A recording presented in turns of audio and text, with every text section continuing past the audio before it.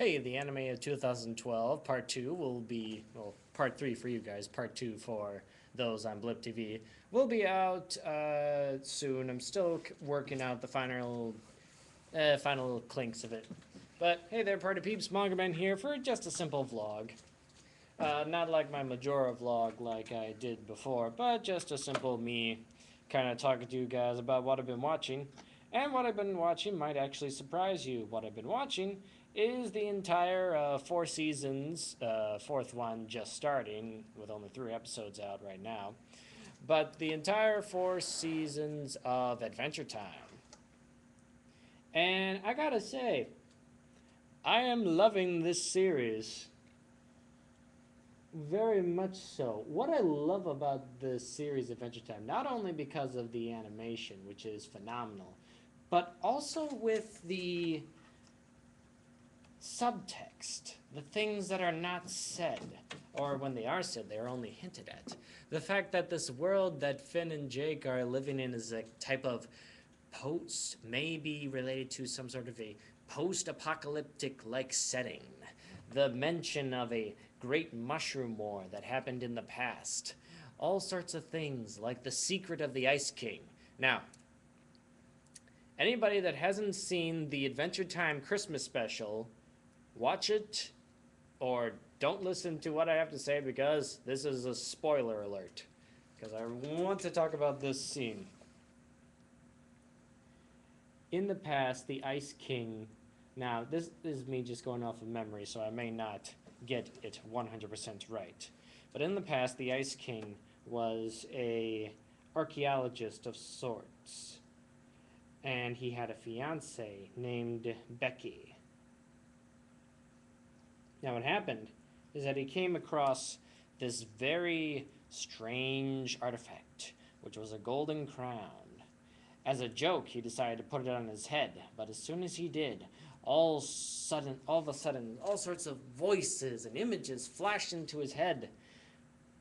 Quickly, he took the thing off, but he saw Becky with a look of disgust on her face. He was questioning, what did I say while I was out? And she left him. Over the years, his skin starts to turn blue. He starts to grow out a large proboscis. That's a nose, by the way. And all the while, his mind is slowly going. He's slowly losing himself. He says all this on a videotape. If I've done you any harm, please take care of me because I cannot be held responsible for what I do anymore. If only I had my princess, Becky. I miss you so much. Do you see the power behind all this? Not only does it give you a reason why the Ice King was after princesses, but it also gives a big window into his background, his history, and a little bit more of a hint as to the apocalypse that is mentioned in the series. It's such an interesting concept, and what really sells it is like after Finn and Jake watch the video, and the Ice King says oh, you finally found out my secret. I wore glasses. Then Finn decides to give the tapes back to the Ice King. But it's the Ice King's reaction that is most interesting. He acts like, oh, well, are you giving this to me? Oh, thanks, guys. What, oh, videotapes? I used to have tapes just like this. You guys are great. He acts, or maybe he is, losing his mind slowly. The fact that he doesn't remember the past few seconds is a big indication of this. It's very interesting.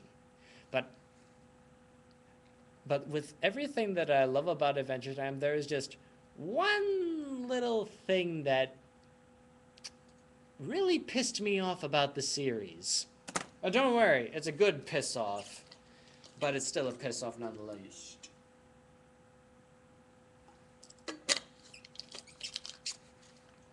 It is when Princess Bubblegum is turned back to a 13-year-old because of the events of the Lich King. You want to know about the Lich King? Well, then watch it, because I'm not going to talk about that part, because that's not the part that pissed me off. What pissed me off about Bubblegum turning 13 again is that here we have a franchise, here we have a series that has done a very good job of, like, keeping consistency. Well, not consistency. Like, referring back to old things. Like, stuff from old episodes would reappear again and would have a lot more meaning behind it. Things like the Where's Waldo snail that comes up. That was like a pivotal point in the Lich King arc. Because it was because of that snail that the Lich King got free. And the way they tied that in was just brilliant. But what really pissed me off is how they handled Princess Bubblegum being turned 13 again. After that episode, the ending part of the Lich King, we get around 4 episodes until we see 13-year-old Princess Bubblegum again.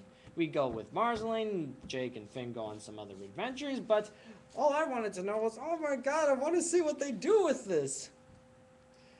And that's when we get the Earl of Lemongrad. I hate that character. I can understand what they were trying to do with him. They were trying to make him a very upstart, a very no-nonsensical type of being, but I just didn't like him. He was terrible. He was so annoying. The guy was unacceptable type thing. I'm not gonna get any higher, otherwise I'll break the microphone. But what really pissed me off is that we get like little hints and whatnot, and like Bubblegum's relationship with Finn, and it's like they're really bonding with each other, and it's really nice, really cute, but then the end of the episode happens, and in order to dethrone the Earl of Lemongrad, because, well, let me back up here. The Earl of Lemongrad, Princess Bubblegum's first failed experiment, came in saying that Princess Bubblegum was too young to rule, so as next of kin, I guess, he then takes control of the throne until she becomes 18 again. So the only way to stop the Earl of Lemongrad is for Princess Bubblegum to turn 18 again. And what really pissed me off is that I wanted to see what they could do with this. I wanted them to expand this concept. This is a big thing that happened. Princess Bubblegum turned 13, the same age as Finn. The relationship was blossoming a lot better, and what really hurt it is like, god damn it. They got